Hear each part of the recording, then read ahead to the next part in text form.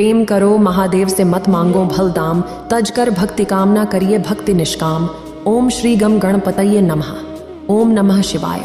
आज सावन सोमवार का व्रत कथा सुनने जा रहे हैं, जिसे सुनने और करने से मनुष्य के सभी पाप और कष्टों का नाश होता है और महादेव का स्मरण करते हुए वह जीव अंत काल शिवलोक धाम चला जाता है। अगर आप यह कहानी सुन रहे हैं तो पूरा सुनिए। इस कथा को आधा अधूरा छोड़कर जाने की गलती मत करिएगा, क्योंकि इस पवित्र कथा को पूरा सुनने से मनचाहा फल की प्राप्ति होगी। इसलिए इस कथा को पूरा सुने। आप शिव भक्त हैं तो भोलेनाथ का अनादर ना करें। भगवान शिव के इस व्रत को करने या सुनने से आपको इसका फल तत्पश्चात तुरंत प्राप्त होता है। यह भोलेनाथ, हे देवों के देव महादेव, इस कथा को सुनने वाले, कहने वाले और हुंकार भरने वाले पर आप अपना आशीर्वाद सदैव बनाए रखना, उनकी हर मनोकामना पूर्ण करना। शिव पुराण में कहा गया है कि भगवान शिव के इस कथा को सुनने से व्यक्ति के कानों में अमृत घुल जाता है, तन मन पवित्र हो जाता है, व्यक्ति का मन ओम नमः शिवाय का जाप करने लगता है, व्यक्ति के वाणी में मिसरी घुल जाता है। वाराणसी के काशी विश्वनाथ महादेव के नए पुराने दोनों मंदिरों सहित भगवान विश्वनाथ का दर्शन और श्रृंगार देखते हुए इस कथा का रसपान करते हैं। चलिए शुरू करते हैं। एक बार भगवान शिव माता पार्वती जी के साथ भ्रमण करते हुए मृत्युलोक अमरावती नगर में पहुंचे। उस नगर के राजा ने भगवान शिव का एक विशाल मंदिर बनवा रखा था। शिव और पार्वती उस मंदिर में रहने लगे। एक दिन पार्वती माता ने भगवान शिव से कहा, हे प्राणनाथ, आज मेरी चौसर खेलने की इच्छा हो रही है।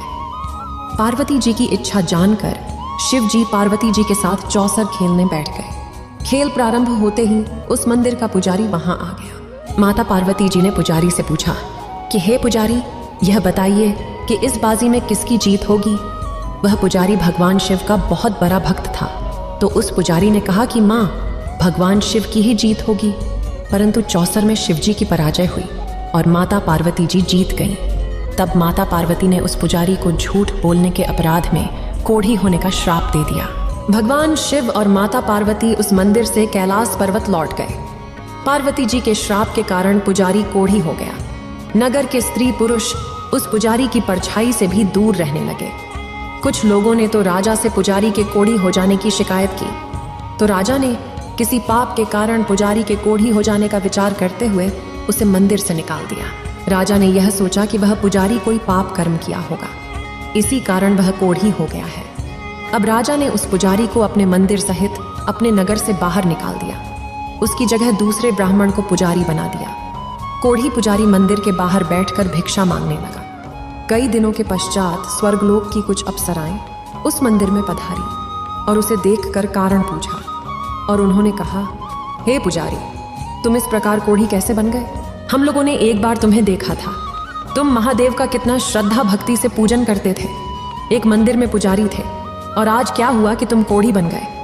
पुजारी ने निसंकोच उन्हें भगवान शिव और माता पार्वती जी के चौसर खेलने और पार्वती जी के श्राप देने की कहानी सुनाई। तब अप्सराओं ने पुजारी से 16 सोमवार का विधिपूर्वक व्रत करने को कहा।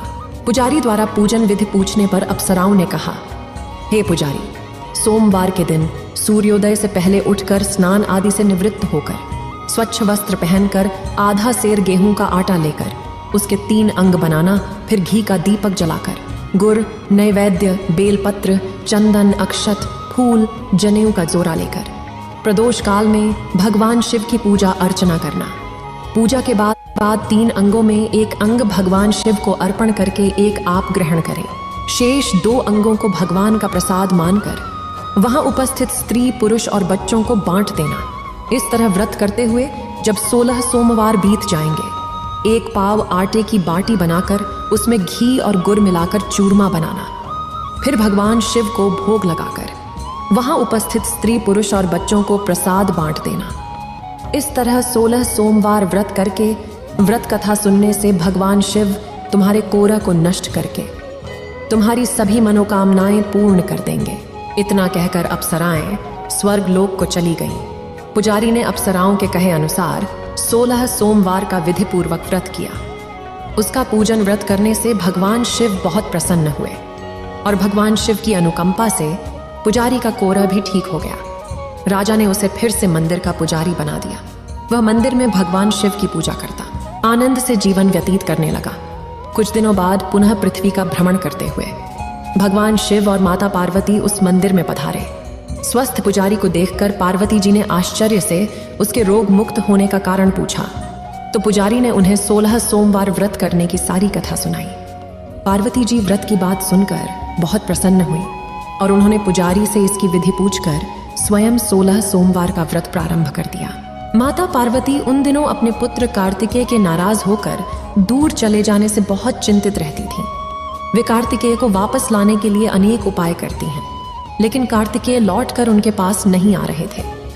16 सोमवार का व्रत करते हुए माता पार्वती जी ने भगवान शिव से कार्तिकेय के लौट आने की मनोकामना थी। व्रत समापन के तीसरे दिन सचमुच में कार्तिकेय वापस लौट आए। कार्तिकेय भगवान ने अपने हृदय परिवर्तन के संबंध में माता पार्वती जी से पूछा, हे माता, आपने ऐसा क्या किया?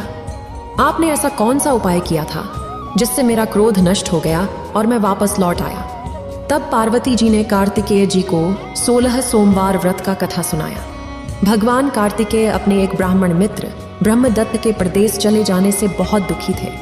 उनको वापस लौटाने के लिए कार्तिकेय भगवान ने 16 सोमवार का व्रत करते हुए ब्रह्मदत्त के वापस लौट आने की कामना प्रकट की। व्रत के समापन के कुछ ही दिनों बाद मित्र लौट आया। ब्राह्मण ने कार्तिकेय से पूछा, प्रिय मित्र, तुमने ऐसा कौन सा उपाय किया था जिससे प्रदेश में मेरे विचार एकदम परिवर्तित हो गए और मैं तुम्हारा स्मरण करते हुए लौट आया? कार्तिकेय ने अपने मित्र को 16 सोमवार व्रत की कथा विधि सुनाई। ब्राह्मण मित्र व्रत के बारे में सुनकर बहुत खुश हुआ। उसने भी व्रत किया। 16 सोमवार व्रत का समापन करने के बाद ब्रह्मदत्त विदेश यात्रा पर निकल गया। वहां नगर के राजा हर्षवर्धन की बेटी राजकुमारी गुंजन का स्वयंवर हो रहा था। वहां के राजा ने प्रतिज्ञा की थी कि एक हाथी यह जयमाला जिसके गले में डालेगी, वह अपनी पुत्री का विवाह उसी से करेगा। ब्राह्मण भी उत्सुकतावश महल में चला गया। वहां कई राज्यों के राजकुमार बैठे थे। तभी एक सजी धजी हथिनी सूंड में जयमाला लिए वहां आई। हथिनी ने ब्राह्मण के गले में जयमाला डाल दिया। फलस्वरूप राजकुमारी का विवाह ब्राह्मण से हो गया। एक दिन उसकी पत्नी ने पूछा, हे प्राणनाथ, आपने कौन सा शुभ कार्य किया था जो इस हाथी ने राजकुमारों को छोड़कर आपके गले में जयमाला डाल दी? ब्राह्मण ने 16 सोमवार व्रत की विधि बताई। अपने पति से 16 सोमवार का व्रत सुनकर राजकुमारी ने पुत्र की इच्छा से 16 सोमवार का व्रत किया। निश्चित समय पर भगवान शिव की अनुकंपा से राजकुमारी के एक सुंदर, सुशील व स्वस्थ पुत्र की प्राप्ति हुई। पुत्र का नामकरण गोपाल के रूप में हुआ। बड़ा होने पर पुत्र गोपाल ने मां से एक दिन प्रश्न किया कि मैंने तुम्हारे ही घर में जन्म लिया, इसका क्या कारण है? माता गुंजन ने पुत्र को 16 सोमवार व्रत की जानकारी दी। व्रत का महत्व जानकर गोपाल ने व्रत करने का संकल्प लिया। गोपाल जब 16 वर्ष का हुआ तो उसने राज्य पाने की इच्छा से 16 सोमवार का व्रत विधि विधान से किया। व्रत समाप्ति के बाद गोपाल घूमने के लिए समीप के एक नगर में गया। वहां के वृद्ध राजा ने गोपाल को पसंद कर लिया और बहुत धूमधाम से अपनी पुत्री राजकुमारी मंगला का विवाह गोपाल से करा दिया। 16 सोमवार का व्रत करने से गोपाल महल में पहुंचकर आनंद से रहने लगा। 2 वर्ष बाद वृद्ध राजा का निधन हो गया तो गोपाल को उस नगर का राजा बना दिया गया। इस तरह 16 सोमवार व्रत करके गोपाल की राज्य पाने की इच्छा पूर्ण हो गई। राजा बनने के बाद भी वह विधि विधान से 16 सोमवार का व्रत करता रहा। व्रत के समापन पर 16वें सोमवार को गोपाल ने अपनी पत्नी मंगला से कहा कि व्रत की सारी सामग्री लेकर वह समीप के शिव मंदिर में पहुंचे। पति की आज्ञा का उल्लंघन करके सेवकों द्वारा पूजा की सामग्री मंदिर में भिजवा दी और स्वयं मंदिर नहीं गई। जब राजा ने हे भगवान शिव की पूजा पूरी की तो आकाशवाणी हुई, हे राजन, तेरी पत्नी ने 16 सोमवार व्रत का अनादर किया है तो रानी को महल से निकाल दे, नहीं तो तेरा सब वैभव नष्ट हो जाएगा। आकाशवाणी सुनकर उसने तुरंत महल में पहुंचकर अपने सैनिकों को आदेश दे दिया कि रानी को दूर किसी नगर में छोड़ दिया जाए। सैनिकों ने राजा की आज्ञा का पालन करते हुए उन्हें तत्काल घर से निकाल दिया। रानी भूखी प्यासी उस नगर में भटकने लगी। रानी को उस नगर में एक बुढ़िया मिली। वह बुढ़िया सूत काट रही थी, बाजार में बेचने जा रही थी, लेकिन उस बुढ़िया से सूत उठाया नहीं जा रहा था। बुढ़िया ने रानी से कहा, बेटी, यदि तुम मेरा सूत उठाकर बाजार तक पहुंचा दो और सूत बेचने में मेरी मदद करो तो मैं तुम्हें धन दूंगी। रानी ने बुढ़िया की बात मान ली, लेकिन जैसे ही रानी ने सूत की गठरी को हाथ लगाया, तभी जोर की आंधी चली और गठरी खुल जाने से सारा सूत आंधी में उड़ गया। बुढ़िया माई ने उस रानी को फटकार कर भगा दिया। रानी चलते चलते नगर में एक ग्वाले के घर पहुंची। उस ग्वाले ने तरस खाकर रानी को घर में रहने की अनुमति दे दी, लेकिन तभी भगवान शिव के प्रकोप से उस ग्वाले का दूध से भरा मटका एक एक करके फूटने लगा। इस पर ग्वाला बहुत क्रोधित हुआ और ग्वाले ने रानी को तुरंत ही अपशगुनी समझकर अपने घर से बाहर भगा दिया। अब रानी वहां से भी चली गई। भूख प्यास से व्याकुल रानी वहां से आगे की ओर चल पड़ी। रानी ने एक नदी पर जल पीकर अपनी प्यास शांत करनी चाहिए, तो नदी का जल उनके स्पर्श मात्र से ही सूख गया। अपने भाग्य को कोसती हुई रानी आगे चल दी। चलते चलते रानी एक जंगल में पहुंची। उस जंगल में एक तालाब था, उसे शांत करनी चाहिए, तो नदी का जल उनके स्पर्श मात्र से ही सूख गया। अपने भाग्य को कोसती हुई रानी आगे चल दी। चलते चलते रानी एक जंगल में पहुंची। उस जंगल में एक तालाब था, उसमें निर्मल जल भरा हुआ था। निर्मल जल देखकर रानी की प्यास और अधिक बढ़ गई। जल पीने के लिए रानी ने तालाब की सीढ़ियां उतरकर जैसे ही जल को स्पर्श किया, तभी उस जल में असंख्य कीड़े पड़ गए। रानी ने दुखी होकर उस गंदे जल को पीकर अपनी प्यास शांत की। रानी ने एक पेड़ की छाया में बैठकर कुछ देर आराम करना चाहा, तो उस पेड़ के पत्ते पल भर में सूख कर बिखर गए। अब रानी दूसरे पेड़ के नीचे जाकर बैठ गई, लेकिन जिस पेड़ के नीचे बैठी थी वह भी सूख जाता है। वन और सरोवर की यह दशा देखकर वहां के ग्वाले बहुत हैरान हो गए। ग्वाले रानी को समीप के मंदिर में पुजारी के पास ले गए। रानी के चेहरे को देखते ही पुजारी जान गए कि रानी अवश्य ही बड़े घर की है, भाग्य के कारण दर दर भटक रही है। पुजारी ने रानी से कहा, पुत्री तुम कोई चिंता मत करो, मेरे पास इस मंदिर में रहो, कुछ दिनों में सब ठीक हो जाएगा।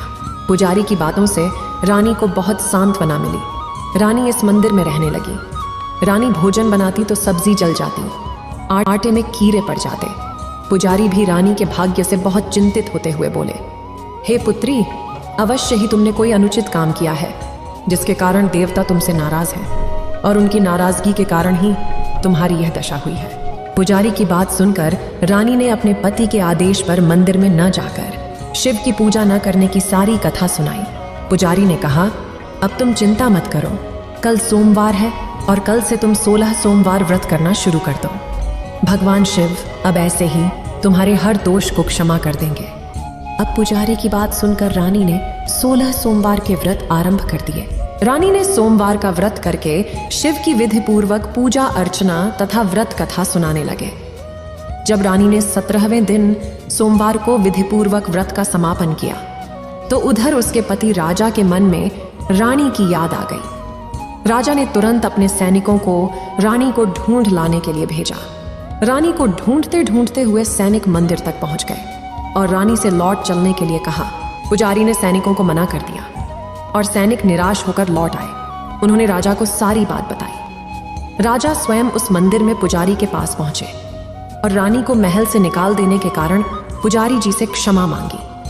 पुजारी जी ने राजा से कहा, यह सब भगवान शिव के प्रकोप के कारण हुआ है। इतना कहकर पुजारी जी ने रानी को विदा किया। राजा के साथ रानी महल पहुंच गई। महल में बहुत खुशियां मनाई गई। पूरे नगर को सजाया गया। राजा ने ब्राह्मणों को अन्न, वस्त्र और धन का दान दिया।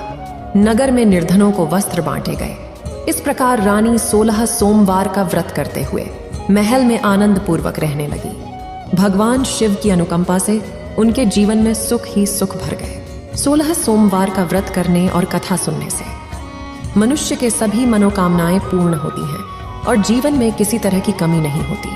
स्त्री पुरुष आनंद पूर्वक जीवन यापन करते हैं, मोक्ष को प्राप्त करते हैं। प्रेम से बोलो, भगवान भोलेनाथ की जय, माता पार्वती की जय, भगवान कार्तिकेय समेत गणेश बाबा की जय। ओम नमः शिवाय। हर हर महादेव। इस वीडियो को बोलते समय कोई त्रुटि हो तो मैं क्षमा चाहती हूँ। उम्मीद है आप सभी को ये वीडियो अच्छी लगी होगी। अगर आप शिव के सच्चे भक्त हैं तो चैनल को सब्सक्राइब और वीडियो को लाइक करके कमेंट में हर हर महादेव लिख दीजिए।